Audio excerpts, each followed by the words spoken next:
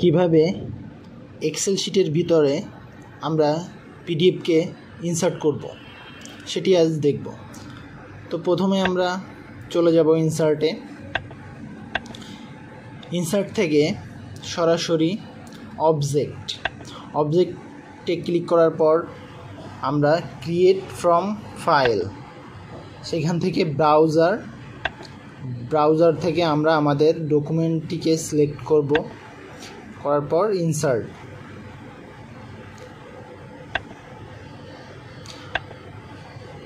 তো আমাদের পিডিএফটি ইনসার্ট করা শেষ। তো পরবর্তীতে যদি আবার করতে চাই তো একইভাবে